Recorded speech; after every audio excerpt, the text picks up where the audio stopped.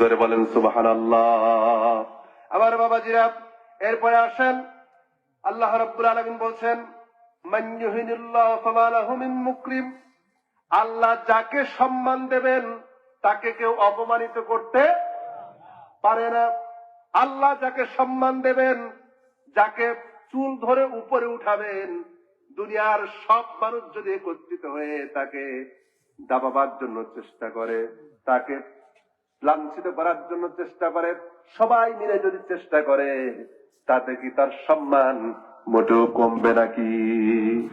এই যে দেখেন, বিগত সময়ে আলেমদেরকে কতটা হেনস্থ করার জন্য চেষ্টা করলো, করে নাই? করেছে। বিশেষ করে এদেশের সমস্ত আলেমদের তাফসীর জগতের যিনি উপকার, এদেশে তাফসীর মাহফিলের যিনি উপকার, আল্লামা দেওয়ার হোসেন সাঈদী, তাকে হেনস্থা করার জন্য এমন কোন অপচেষ্টা নাই যে করে নাই। কিন্তু রব্বুল আলামিন তার সম্মান আর মর্যাদা এত বেশি দিয়েছেন যে আল্লাহ পাক তাকে সম্মানিত করেছেন। দুনিয়ার সব মানুষ মিলেও তার সম্মানের কিছুই করতে পারে নাই। ঠিক কিনা? শুধুমাত্র ফাঁসির রায় হতে সে সময় আমরা দেখেছি 13 সালে বাংলাদেশে তাওহীদি জনতা, বাংলাদেশে মুসলমান, ভালোবাসা কাকে বলে, ভালোবাসা কাকে বলে, সম্মান মর্যাদা কাকে বলে, শুধুমাত্র রায় ঘোষণা হয়েছে। এই কারণে এদেশে প্রায় 1 জন না 2 জন না 130 জন প্লাস শাহাদাত বরণ করেছিল। কিন্তু আজকে জালিমের ফাঁসির রায় হলো, একটা মশাও মরে। ঠিক কিনা কন? একটা মশাও মরছে, একটা মশাও মরে।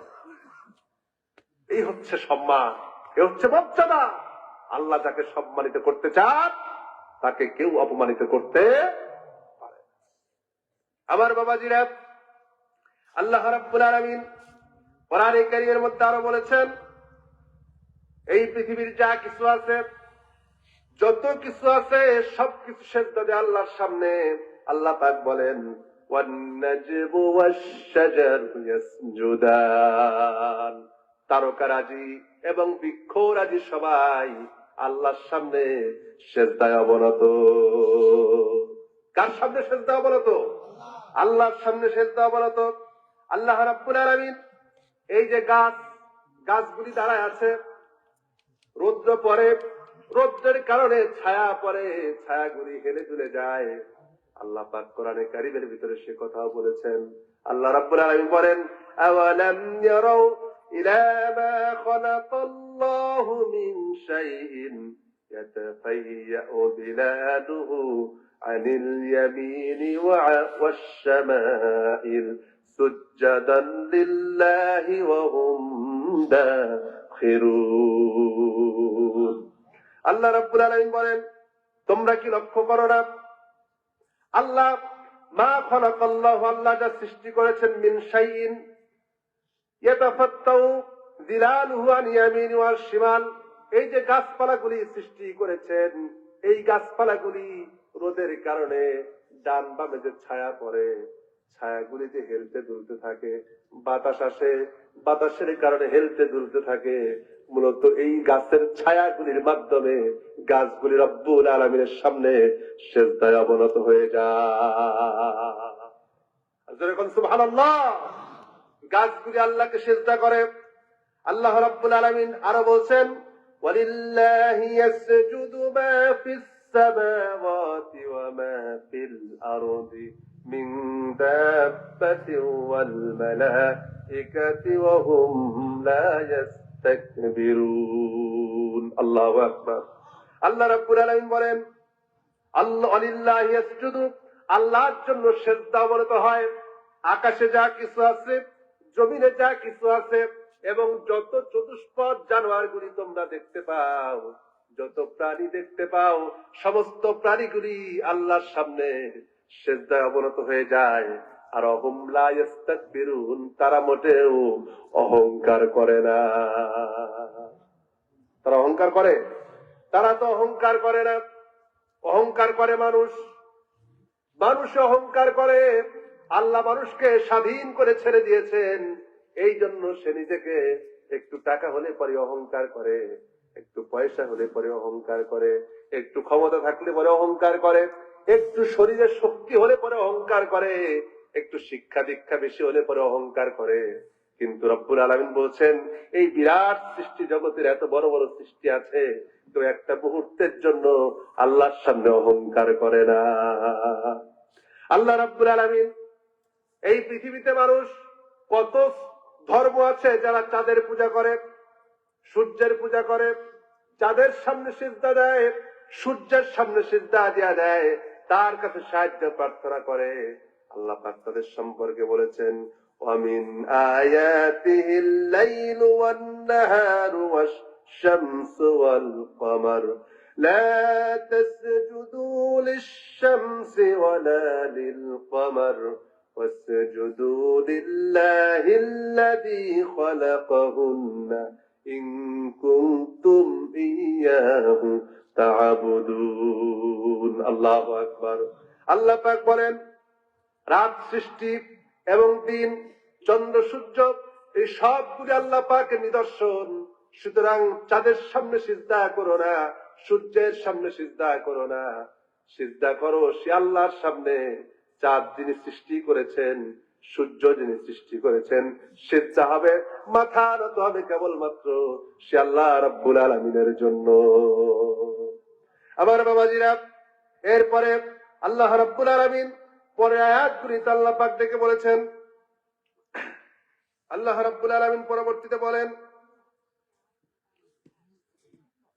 হাযান খাসমান ইখতাসামু ফী রাব্বিহিম ফাল্লাযীনা কাফারু কুত্তিআত লাহুম সিয়াবুম মিন নার ইউসাব্বু মিন ফাওকি রুউসিহিমুল হামীম। আল্লাহ পাক বলেন ওই দুটি বিবাদমান দল, বিবাদমান গোষ্ঠী, যারা নিজেদের মধ্যে ঝগড়া করে কে হেদায়েতের উপরে আছে, যারা নিজেদের মধ্যে ঝগড়া করে, কেউ মনে করে আমরা হেদায়েতের উপরে, আবার কেউ মনে করে আমরা হেদায়েতের উপরে, এই যে বিবাদমান দুটি গোষ্ঠী, তাদের ব্যাপারে আল্লাহ পাক বলছেন ইখতাসামু ফি রাব্বিহিম, তারা তারা তারা তো রবের ব্যাপারে, আল্লাহর ব্যাপারে তারা বিবাদে লিপ্ত হয়। তারা আল্লাহর ব্যাপারে এক একজন এক এক রকম ধারণা করে, তারা রবের ব্যাপারে এক এক রকম ধারণা করে। কেউ মনে করে রব শুধুমাত্র রবকে মানবো মসজিদে, আবার কেউ মনে করে না জীবনের সকল ক্ষেত্রে রবকে মানবো। আছে না নাই? এক শ্রেণী মনে করে আল্লাহ আছে শুধু মসজিদে, আছে না? তাদের ধারণা হলো রব শুধু মসজিদের মধ্যে, আল্লাহ শুধু আছে মসজিদের মধ্যে। রাজনীতিতে আল্লাহ নাই, অর্থনীতিতে আল্লাহ নাই, সমাজনীতিতে আল্লাহ নাই, এসব কোন জায়গায় আল্লাহরে মানবো না, রবকে মানবো না, শুধু মসজিদের ভিতরে মানবো, তাহলেই বুঝি জান্নাত। তারা এইভাবে করে, তারপরেও তারা নিজেদেরকে মনে করে যে আমরাই মদিনার ইসলাম মানি। আছে না? ইদানিং খুব লেখালেখি হচ্ছে, খুব বেশি বেশি পাওয়া যাচ্ছে এই জিনিসটা, যে ওরা হচ্ছে অমুক ইসলাম মানে, অমুকের ইসলাম মানে। মানুষের তৈরি করা কোন ইসলাম আছে নাকি? ইসলাম কার? সবাই বলেন ইসলাম কার? আল্লাহর ইসলাম। আর ওরা বলে যে অমুক দল অমুকের ইসলাম মানে, আর আমরা মদিনার ইসলাম মানে। ইসলামী দলগুলি ইসলাম মানে না, উনারা মদিনার ইসলাম মানে। আহা, কি সুন্দর কথা! মদিনার ইসলাম মানে, অথচ শরীয়তের আইন বিশ্বাস করে না। আছে না নাই? শরীয়ত মানে না, শরীয়ত বিশ্বাস করে না। তাহলে আপনি বলেন, আমি আপনাকে জিজ্ঞেস করতে চাই, কাদিয়ানীরা মুসলমান না কাফের? সবাই বলেন মুসলমান না কাফের? কেন কাফের? নবীকে মানে না। নবীকে মানে না, না নবীকে শেষ নবী মানে না? মুহাম্মদ সাল্লাল্লাহু আলাইহি ওয়াসাল্লামকেও তারা মানে, কিন্তু শেষ নবী মানে না। শুধু এতটুকুন কথা মানে না, খাতামান নাবিয়্যিন। কোরআনে কারীমের ভিতরে একটা শব্দ তারা শুধু মানে না, একটা শব্দ শুধু মানে না, খাতামান নাবিয়্যিন, যে শেষ নবী, মোহরাঙ্কিত নবী, এটা তারা মানে না। তারা মনে করে মুহাম্মদ সাল্লাল্লাহু আলাইহি ওয়াসাল্লাম নবী ছিলেন, তিনি বিদায় হয়েছেন, কিন্তু তার ধারাবাহিকতায় নবুয়তের সিলসিলা চালু থাকবে, এটাকে তারা বিশ্বাস করে। এই জন্য তারা কি কাফের। তাহলে আমার ভাইয়েরা খুব ভালো করে বোঝেন, একটা আয়াতের কোরআনে কারীমের একটা শব্দকে অস্বীকার করার কারণে বাংলাদেশে সকল দলের সকল মতের মুসলমান মনে করে তারা কাফের। কিন্তু আমাদের দেশে যারা শরীয়তের আইন বিশ্বাস করে না, শরীয়তের আইন যারা মানে না, তারা তো একটা না দুইটা না 500-র উপরে আয়াতকে অস্বীকার করে। কতটি আয়াত অস্বীকার করে? 500 আয়াত আছে আহকাম সম্পর্কিত কোরআনে। তার মানে শরীয়ত যারা মানে না, শরীয়তের আইনে যারা বিশ্বাস করে না, তারা তো একটা না দুইটা না 500 আয়াত অস্বীকার করে। তাহলে তারা কি কাদিয়ানীদের চাইতে ছোট কাফের না বড় কাফের? হ্যাঁ, গতকালকের এক মাহফিলে বলছে কাফের দাদা। তাহলে চিন্তা করেন, অথচ তাদেরকে যারা সাপোর্ট করে তারা কি হবে? না, সরাসরি বলার দরকার নেই, বাইরের লোক শুনে ফেলবে। বাবাজিরা আমার, এই যদি হয় আমাদের অবস্থা, তার মানে ইসলাম প্রচার অবস্থাটা কোন জায়গায় চিন্তা করেন। অথচ নিজেদের মধ্যে রবকে নিয়ে তর্ক করে যে আমরাই সঠিক পথে আছি, আমরাই আসল রবকে মানি। কিন্তু কবরে যায় দেখো, ফেরেশতা যখন জিজ্ঞেস করবে মান রব্বুকা, সেদিন বুঝতে পারবা যে সে কোন রবকে মেনেছিলে। ঠিক কিনা আমার বাবাজিরা? আল্লাহ রাব্বুল আলামিন এরপরে বলছেন ফাল্লাযীনা কাফারু কুত্তিআত লাহুম সিয়াবুম মিনান নার। যারা নাকি কুফরি করে, যারা শুধুমাত্র মসজিদে আল্লাহকে মানে, এখানে কিন্তু রবকে কিন্তু দুই দলই মানে, খুব ভালো করে বুঝবেন।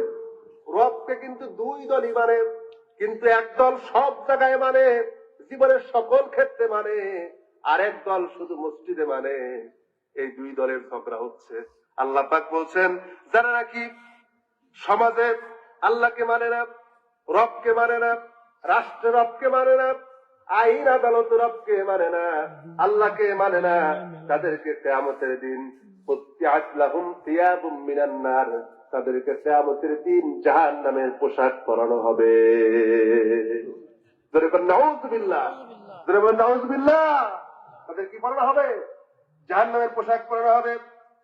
ইউসাব্বু মিন ফাওকি রুউসিহিমুল হামিম, আর তাদের মাথার উপরে ফুটন্ত পানি ঢালা হবে। জোরে বলেন নাউযুবিল্লাহ।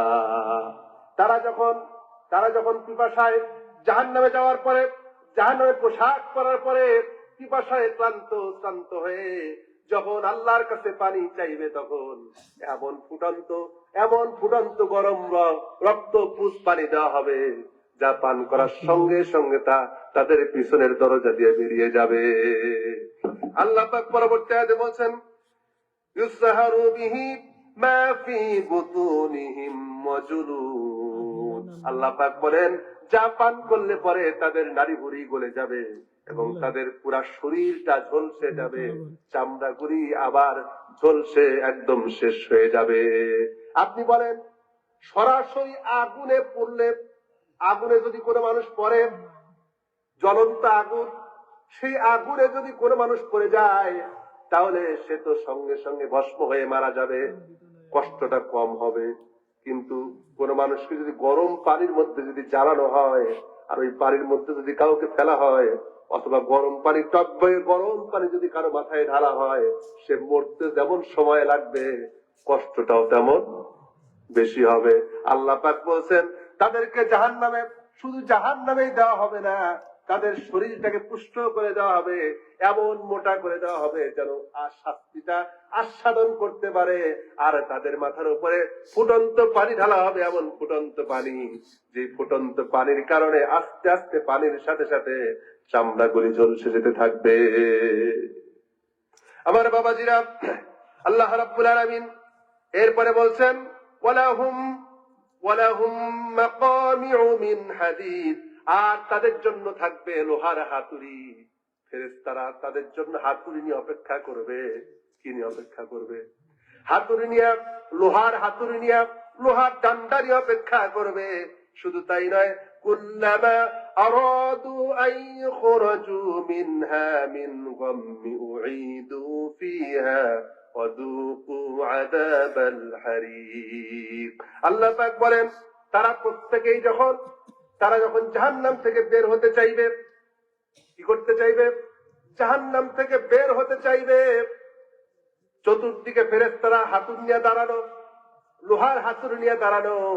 জাহান্নাম থেকে যখন বের হতে চাইবে, তখন হাতুড়ি দিয়ে পিটায়া আবার তাদেরকে পূর্বের জায়গায় ফিরায় দেওয়া হবে। আল্লাহ রাব্বুল আলামিন এইভাবে করে জাহান্নামের জন্য শাস্তি প্রস্তুত করে রেখেছেন।